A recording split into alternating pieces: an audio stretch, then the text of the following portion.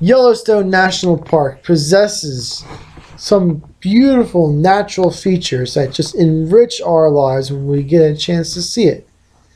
But behind the beauty, there is a sinister problem that lays dormant right now, just waiting for the right time for it to emerge. And when it does, we must be prepared. Because in Yellowstone, there is a massive supervolcano there. It may not erupt very often and to the point where we see it, but these small little geysers we see are just the little signs of the activity below the surface. Although it happens often, these little geysers that come up with steam, they show a hidden problem of this massive supervolcano. But when the supervolcano does erupt, it will be disastrous for us. There is a map here that we have. It shows how much area would be affected by this supervolcano if it does explode. And it will knock out huge parts of our agricultural system in the United States, especially the breadbasket of the United States. So when this supermassive volcano erupts, we must be prepared. And we must prepare ourselves by planting plants that can survive in the future after it explodes. And that will provide us with food. And plants that we should plant in such a scenario are fruit plants such as we can do blueberries and raspberries that we can store the seeds for. We can do small gardens like tomatoes and string beans that we can grow ourselves. And maybe we can save some of the seeds of apple trees, and after many, many years we can start to grow apples.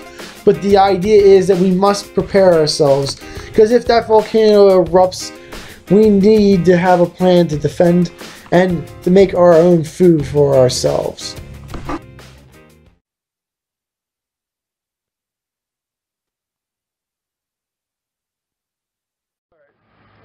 This is an exceptionally hardy tree here. This is a ginkgo tree, and this has a nice story to it. There was a student here on campus at Delaware Valley College, which is now going to be Delaware University, and the student many years ago got really mad at the trees and decided that he didn't like them anymore. He was going to kill them. So he took a chainsaw many years ago, and he went all the way around this tree with the chainsaw to try to kill him. And he completely girdled it, cutting with the chainsaw all the way around it. And as you can see, the tree survived. But when it first happened, the professors everywhere were freaked out. They're like, oh no, we can't let these old trees here die. We don't have any ginkgos around. We can't replace them. So they went out here with special grafting tools, and they tried to bridge grafting the bark into here to try to make it connect again. So they did that for just about all of them, and they tried, and as much as they tried, none of the bridge grafts worked.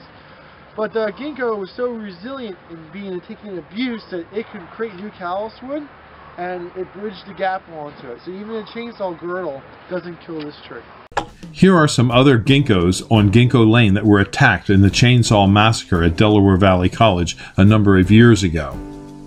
The trees did heal over very well, as they can sustain a lot of damage and keep thriving. This one was actually chainsawed around twice and still survived.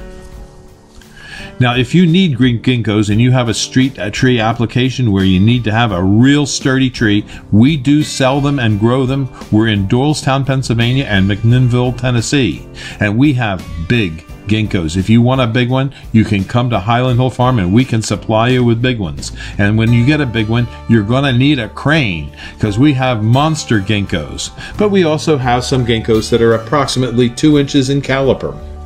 This is Mike with our ginkgos at Highland Hill Farm in Fountainville, PA. This is our 2-inch caliper ginkgo. It's a nice tree. It's a hardy tree. It's going to survive. It'll live 1,000 years.